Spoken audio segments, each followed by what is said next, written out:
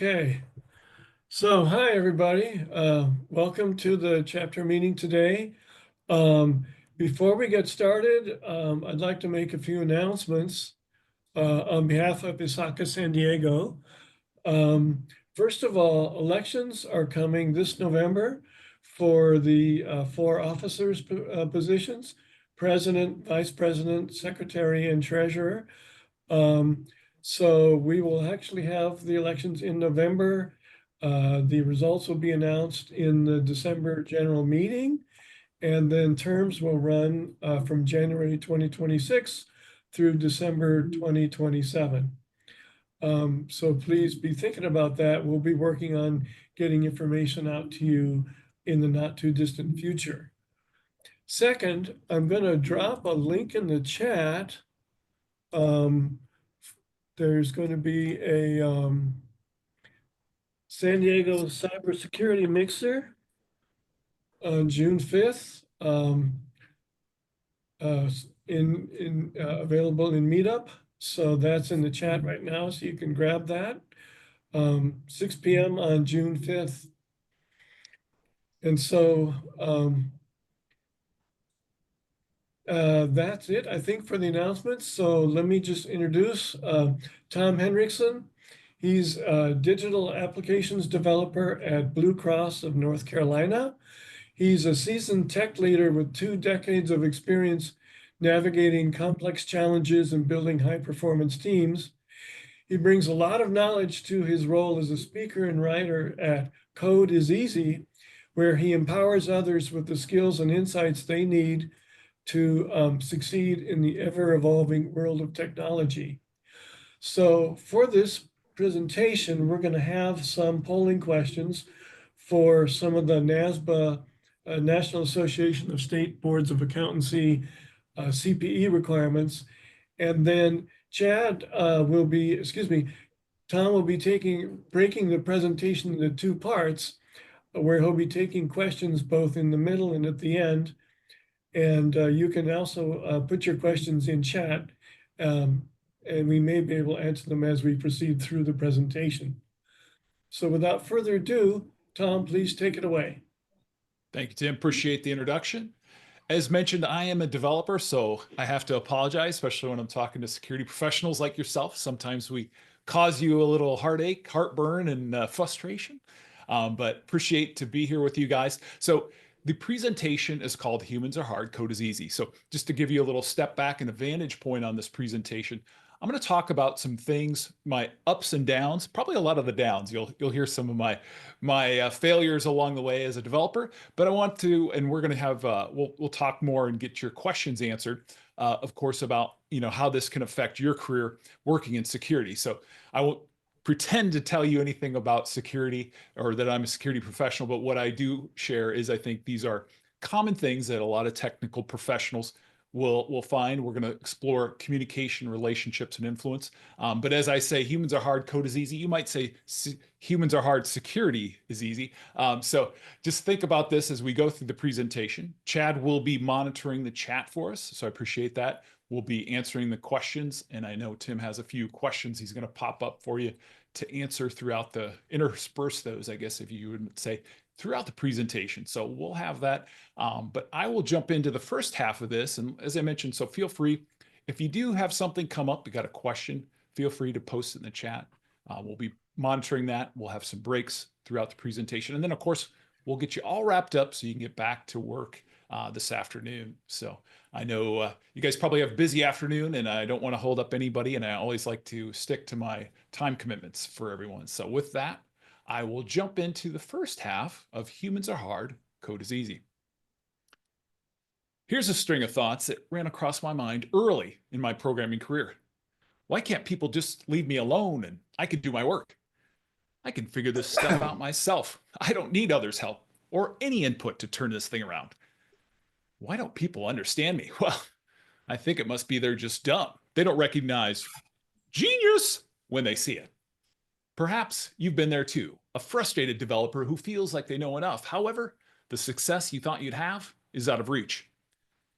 You see, other strides where I, as a developer, have made a few foibles. When I first started as a technical professional, I worked with Doyle, a DBA, and he would help me with things when I got frustrated or got stumped. Doyle would come up and fix it. He would fix it so quickly and then leave. What did you do? He was already gone. Working with Doyle gave me some insights. Technical people hate explaining basic stuff. Ask them a simple question and they will flip the bozo bit on you. What is the bozo bit, you say? A few years after working with Doyle, I got to work with a software architect named Corey.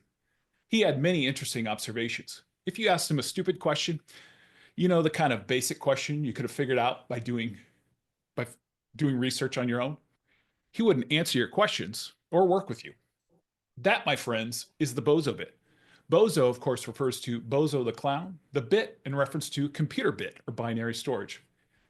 Corey was pretty extreme, but many developers can be that way. To gain respect from those developers, we need to know the technology. Humans are hard, code is easy. So I focused on the coding. I learned new technologies. I kept my head down and tried to avoid getting the bozo bit flipped on me. A few years later, I transitioned into a new role, technical lead. One year during my annual evaluation, my leader said to me, "Tom, we think you have solid credentials. Coding skills got you the job, but we need you to develop other skills." My leader shared with me where I was failing. Delegation. He shared how I wasn't delegating work to my teammates. Case in point, there was an upgrade that needed to be done.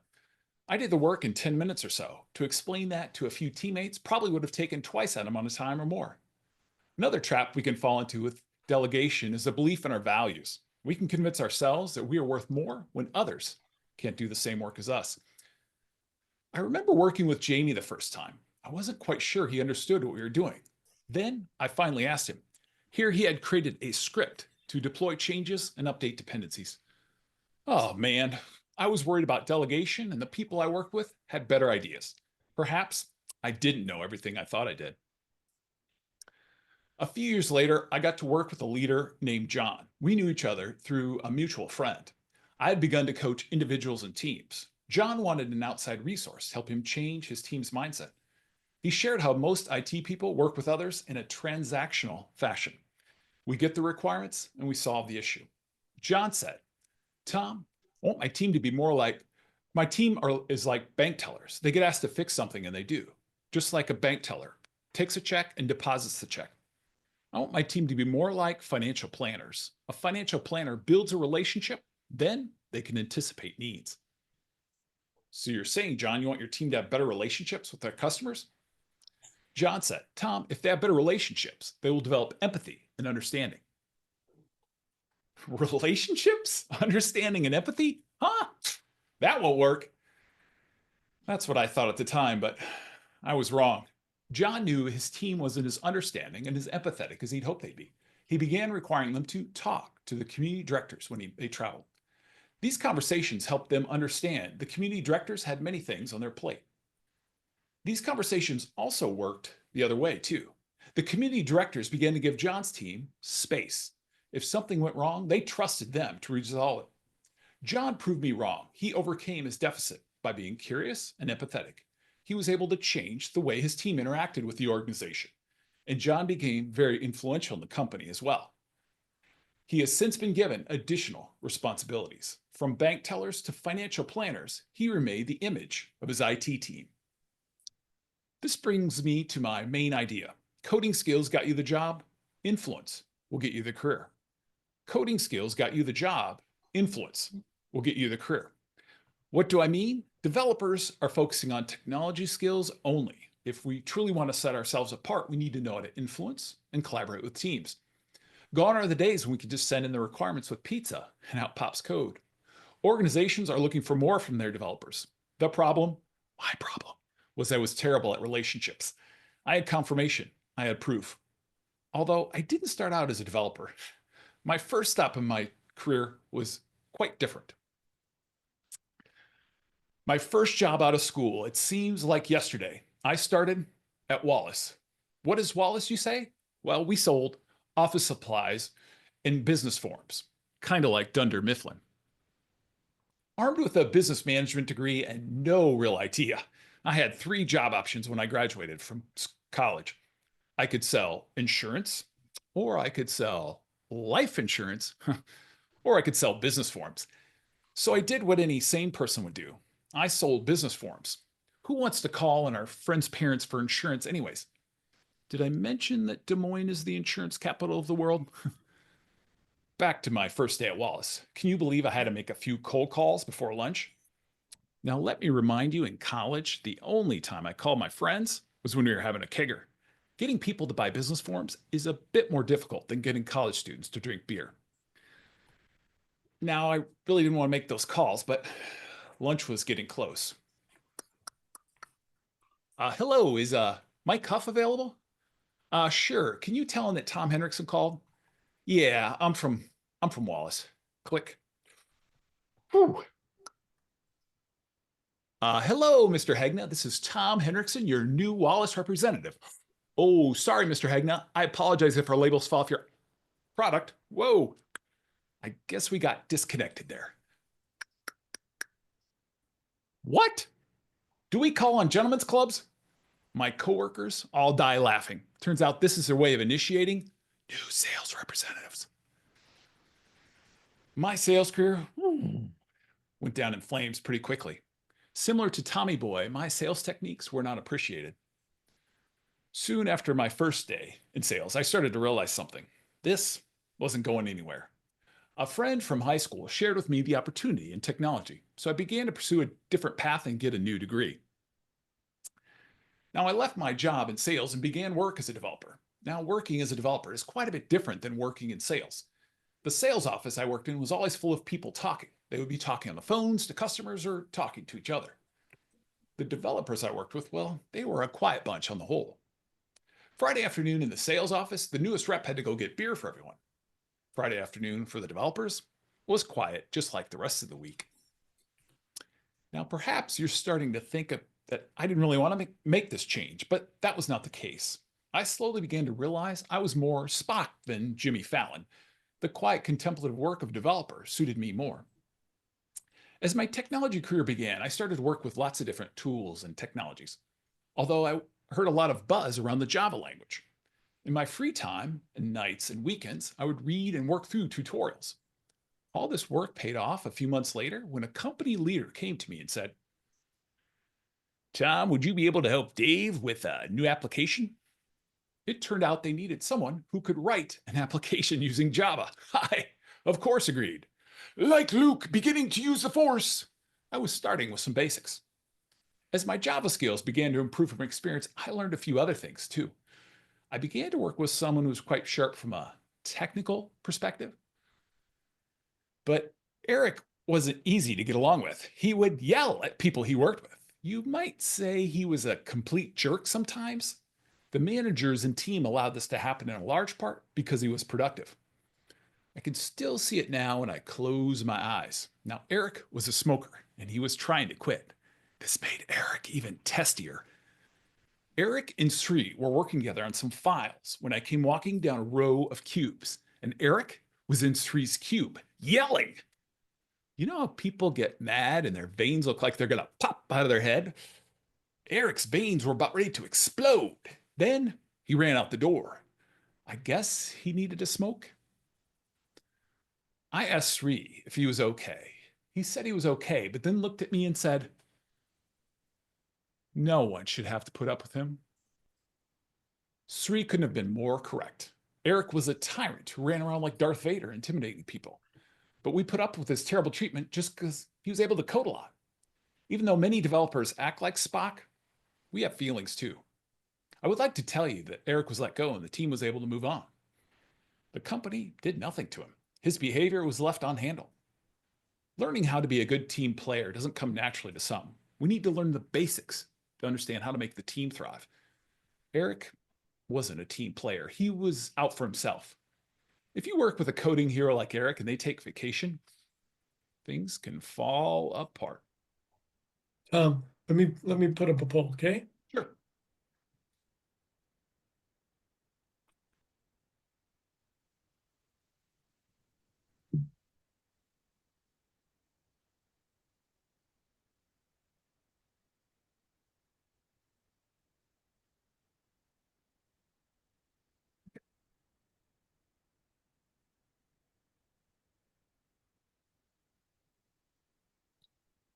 Oh, well, look at that. So most people didn't start, right, in information security. Interesting. Yeah. Very Okay, interesting. I'll go ahead and clear this one off. All right. Please proceed. All right. So I will do that. I'm going to proceed. But what I would like to do, since it appears a lot of people didn't start information security. Now you heard, and I'll continue on with my presentation of the first half. I didn't start in technology either. So feel free, if you don't mind, to share maybe where you started in the chat, and I'll just continue on, and we'll loop back to that as we get there. So now Ben was a leader that I worked with, and he also had a coding hero. We'll call him Dave. Now Dave would code solutions that were more complex than others could understand. Dave was coming up on a milestone birthday. To celebrate, he was going to bike across multiple states with all his gear. Now, Ben knew this was going to be an issue, so he met with the team and they discussed the challenges. The team decided to begin to have knowledge transfer sessions with Dave. Ben helped foster this collaboration with the team. This slowly helped the team chip away at the knowledge gap, and the team became more resilient. At my next stop, I began to master my skills in Java. I was responsible for an application that required me to learn some new technology. Now, software development can be a bit like trending song sales on iTunes. One day something's hot, the next day it's out of date. During this time in my career, many open source tools became popular. Mastery for Luke Skywalker came after a battle with Darth Vader. Programming is a lot like writing. As the author Stephen Pressfield says, the amateur tweets, the pro works. Professional programmers show up every day and slay small demons. Now, the first skill I had to master as a developer was debugging. Of course, today the tools are much more mature. One of the first applications I had to develop didn't have any such tools. I was armed with print statements and a log file. Quite primitive by today's standards. All right, let's see here. Where does that value get set? All right, let's add a print statement, recompile. Oh, compile error. I forgot the semicolon. Okay, let me add that semicolon, recompile. Oh, the database isn't set up right. Okay, let me update that table, run the report. Now that looks better. Of course, debugging is so much easier today, but we still need to use the old bean. As Steve McConnell points out in his book, Code Complete, we need to learn the types of mistakes we make. Early in my Java career, I made the same mistake time and again. I would forget to initialize my variables. I can still hear my coworker Ken laughing at me when he point out my code and point out my obvious error. We need to take a step back and reflect on how we are doing. How can I improve my coding, debugging, testing? Software developers like to impress each other. I had to use the singleton pattern to fix that. Don't worry, most developers don't know what that means either.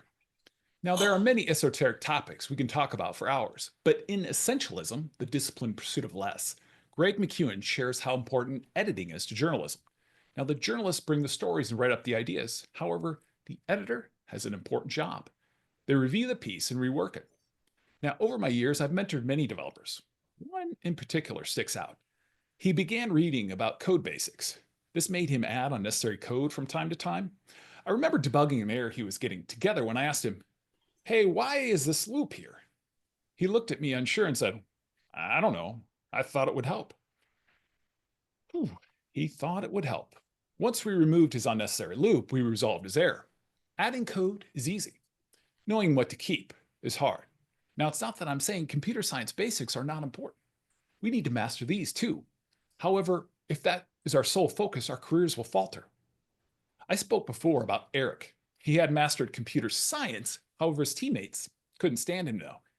We need to be good at our work and get along with our team. If we do just one of these, we aren't doing our job. All right, that is the first half of Humans Are Hard, Code is Easy. I'm going to pause and see what we have here. Looks like we got, all right. Tim was in banking, proof machine operator, then accounting clerk. Automated everything was asked. Are you interested in these computers? Yes.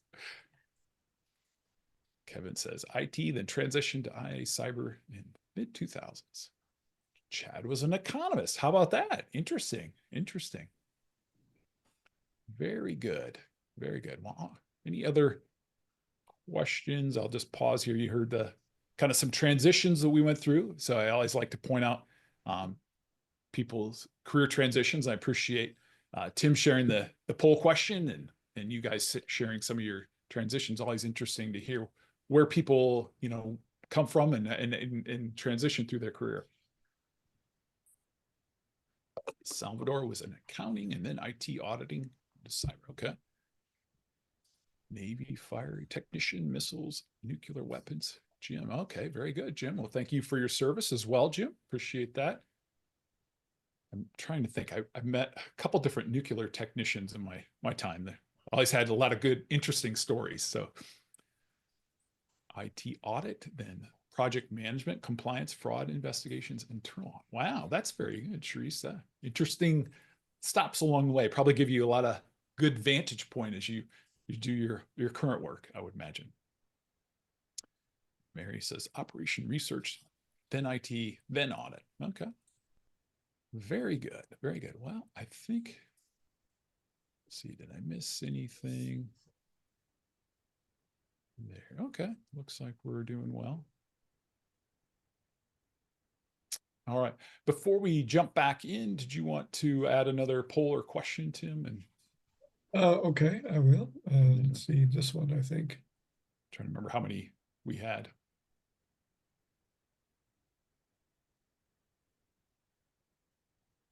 They give you like, do you have 5, 6? I'm trying to remember. 5. 5. Okay.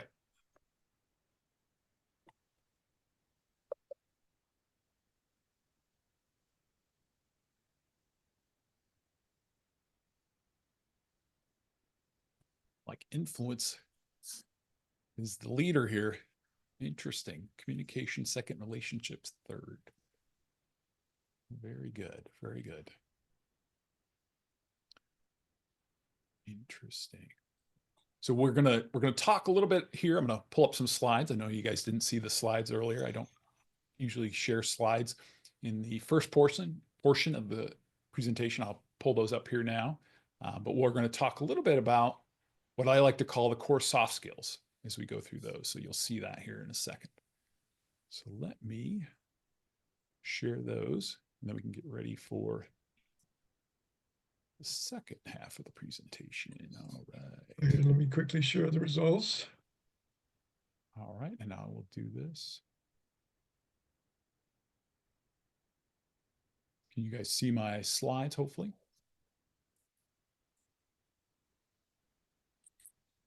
Yes, we have. Well, let's see. Humans are hard, code is easy. You see that? Yeah, we also have though like a outline Monday success list. Am I sharing the wrong thing, maybe? Oh, okay. I bet I'm sharing the wrong thing. Let me stop sharing. Let me do that again. Desktop 2, clone. This one. There you go. There you go. Yep, you can see that, right? Yep. Awesome. Awesome. So what I will do, I know we got a couple more questions and poll things. I will jump into this portion, and then if you want to stop me midway through that, we can do another one and then maybe do a couple at the end and with questions. That's good. All right. And we've got, looks like we're good on time. So we've got 30 minutes. So again, as you guys listen in, make sure if you have a question or see something, we want to make sure and answer all your questions. So feel free to put those in the chat as well as we go through. So I will jump into the second half of Humans Are Hard, Code is Easy. As I learned more about soft skills, my career progressed, starting out as a developer, then I moved into a senior developer role. Next, I was a technical lead, and then finally I moved into manager of software development. At this point, I was feeling pretty good about my career progression. I remember it like it was yesterday. It was a Friday morning in May. I took my kids to school and came into the office at my normal time, a little before 8 a.m. Oddly enough, my boss was in. He usually came in at 9 or after. I sat down and unpacked my things. And then Scott, my boss, came to my desk and said, "Tom, can I talk with you?" I said, "Sure." I followed Scott to his office, although when we came to his office, he took a right instead. That's strange, as I thought as I followed Scott down the hallway. Then we took a left into Sandy's office. Who is Sandy, you ask? Well, she was the director of human resources. We sat down, and then Scott looked at me and said, Tom, this is your last day here. If you've ever had that said to you at work or in a relationship, you know what it feels like.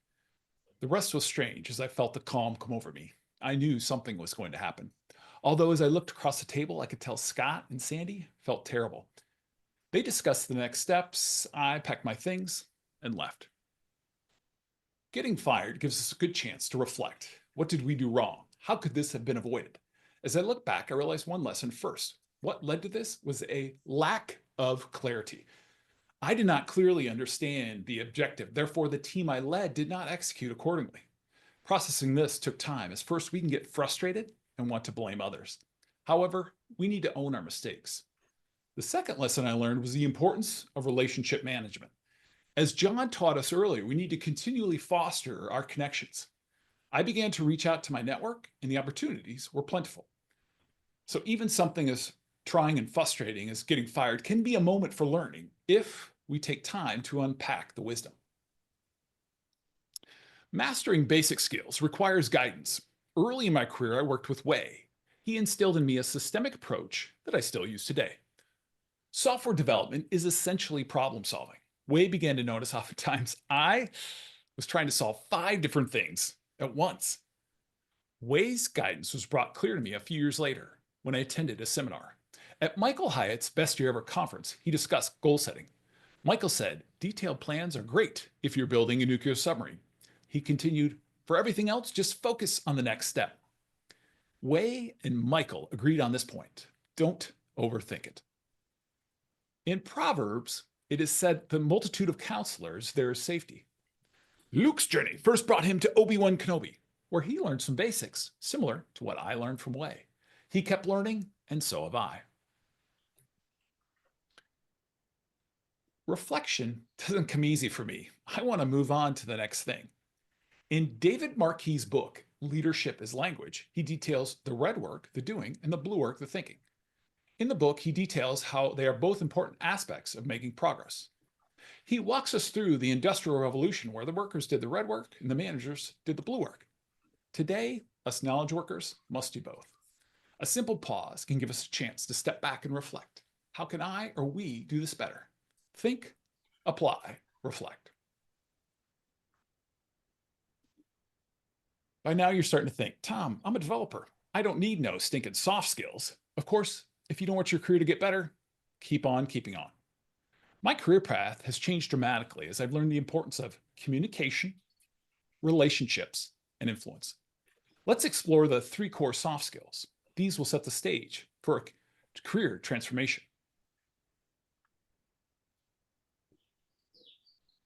Number 1, at the core of communication is listening. We need to listen to what is being said. Make eye contact and observe their body language. Developers who do this write better code. They don't assume they know the answer. In the book, The Pragmatic Programmer, Andy Hunt and Dave Thomas talk about the importance of digging for requirements. We need to look between the lines. Number 2, at the core of relationships is understanding others' interests. A few years ago, as we were potty training our daughter a long time ago, actually now, since she's out of college, but we tried to get her to stay focused, although she would be easily distracted as her head would peek out the bathroom door to see the TV. She wanted to watch Elmo, or as she called it, Melmo. Then I realized something. If we tilted the television a little bit, we didn't seem to have the problem. I realized what was important to her. Sesame Street was her focus. A subtle change helped us both get what we wanted. Number 3, influence. At the core of influence is connecting on a personal level. Now, Ted is a new tight-lipped project manager. Nobody on the team can get a good read on him. We both joined the Zoom meeting early on a Friday morning when I asked him, "Good morning, Ted. Any plans for the weekend?" He hesitates and then shares, "Yes, in fact, I do. I'm going to show my Welsh Springer Spaniel at the dog show this weekend." I asked Ted a few follow-up questions, and he begins to share more. This short interchange helps us begin to connect.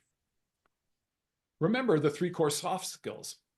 Bonus time, we have make sure you apply this knowledge. Remember the 3 core soft skills: listen to what is being said, understand, connect, and apply the knowledge. LUCK. Listen, understand, connect, and apply the knowledge. LUCK. Remember, with luck, you can find influence. These 3 core soft skills helped me change my career. Did you want to pause and we can put in a poll, Tim? Okay. And then I'll just get a little bit left here so we can.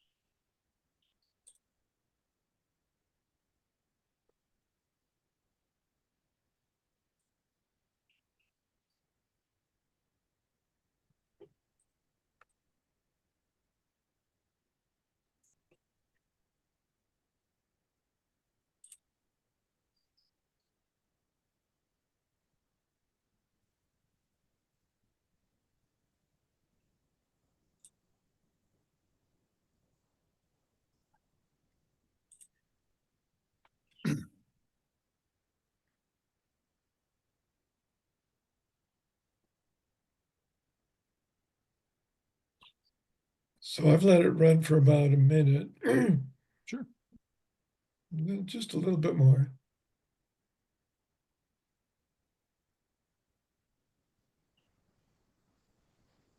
Let's see. Give it about a minute and a half, okay? Sounds good. Yeah. And then we can just kind of share or talk a little bit about some of the answers. And Yeah, we'll see what comes up. yeah, very good.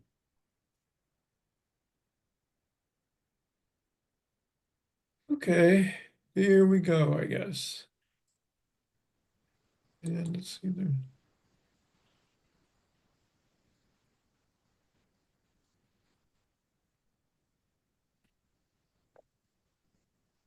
So, can you guys see that or do I need to share?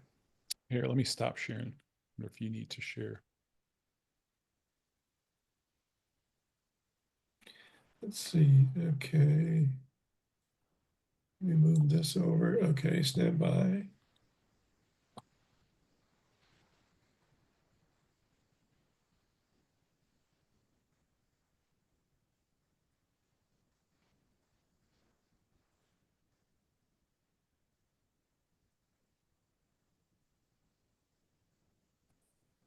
All right. Yeah, no, we can see that.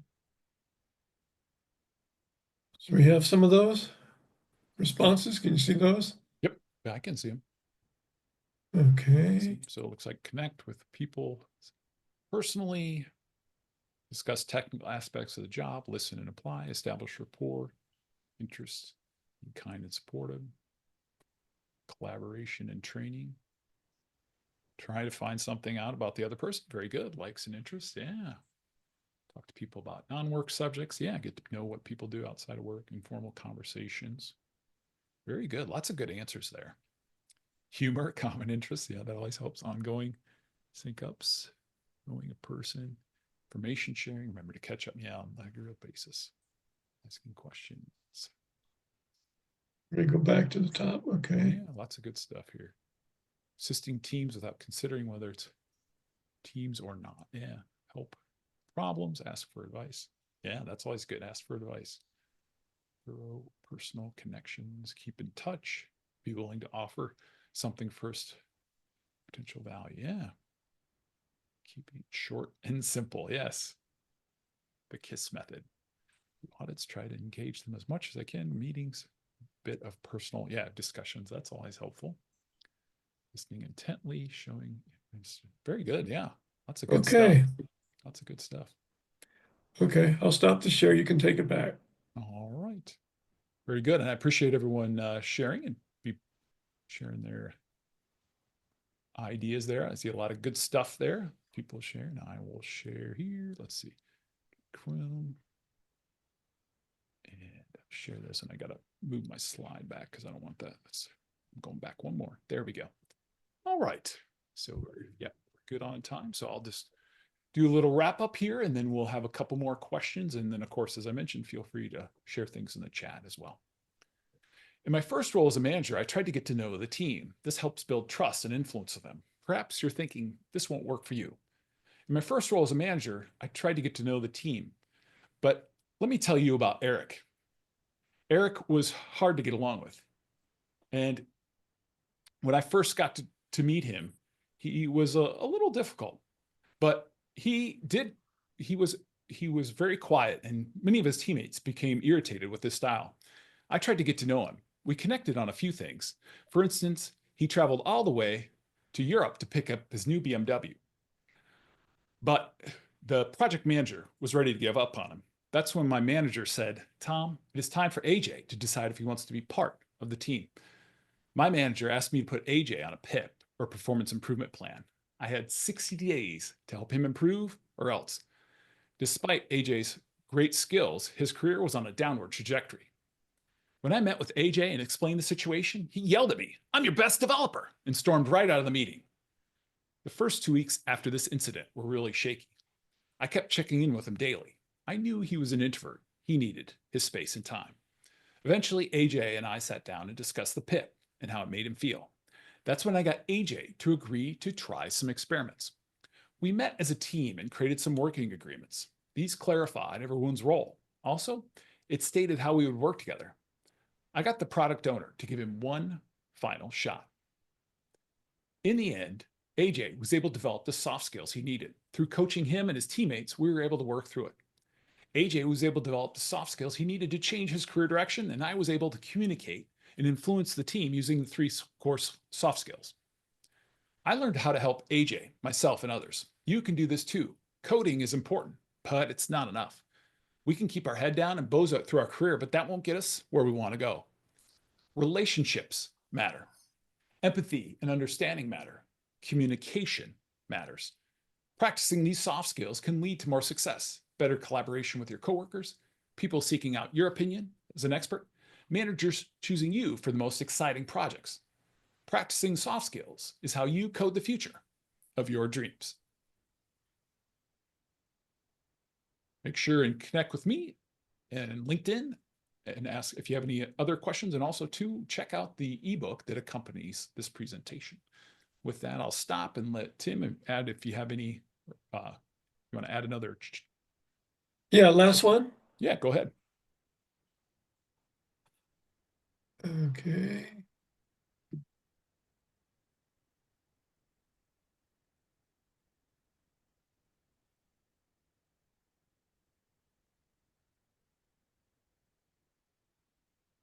Yeah, hold on. Sorry about that. Screwed that up for a sec. Let's just launch this guy. Ah.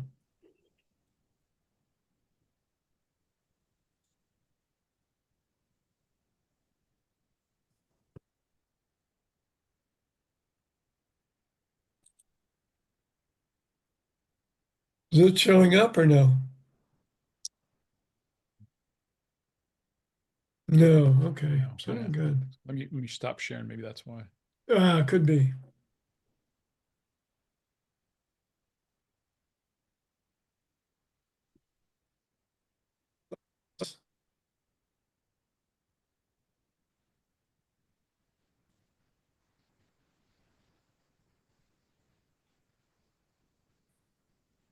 Oh, that is so weird.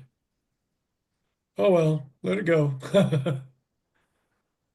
I don't know why it doesn't want to show up. What was the question? I guess we just asked. It was the people one about, how do you ensure alignment in communication, restate action items, email, meeting notes, follow up next day, or other? Okay, yeah. Well, I guess we can just ask the people to share in the chat. How do you ensure alignment and communication? So this is a question I like to ask a lot. How do you ensure alignment and communication, especially with your, work in security? As I mentioned, you're dealing with people like myself as developers and all sorts of different stakeholders, business analysts. I think it's so important to look for ways to make sure you're aligned and make sure everybody's together, that Tom, the developer, doesn't go do something crazy and break something or cause a problem. So, but yeah, feel free to share that in chat. Looks like we got a lot of good stuff coming in already. People have shared. So Joseph said, restate action items. Very good. Kevin says, use Teams collaboration. Looks like Salvador says one-on-one meetings. Very good. Use Chat GPT or Teams meetings. Notes, action items. Yeah, Mary, that's always good. What else here? Use all of them depending on the person and the topic. Yeah. Sync up meetings with stakeholders and periodically check up. Very good. Timothy says, confirm summarized email. Yeah. Steve says, listen, reflect back what you heard. Yeah, that's very good. Confirm what you heard, then think, and then respond. The listening and reflecting back makes a big difference. That's so true, Steve. That's a really good point. Very good point there. Yeah, just to kind of listen, restate it, make sure you're on the same page, make sure you're not going way off in another direction. So Julie says it depends on the person. Summary email.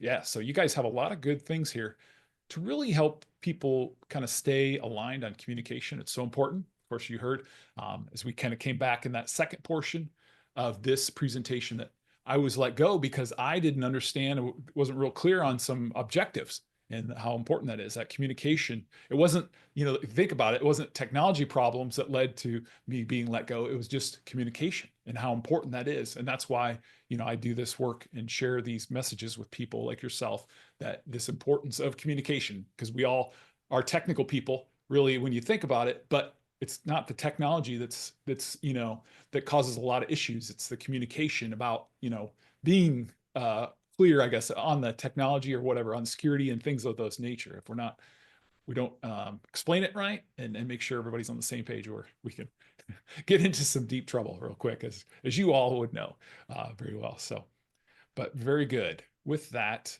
I guess that was all I had. Tim, did you have any other, or Chad have anything? So just turn it back over to you guys. No, I think not. I'm good. What you got, Chad? No, I said I'm good. Oh, you're good. Okay.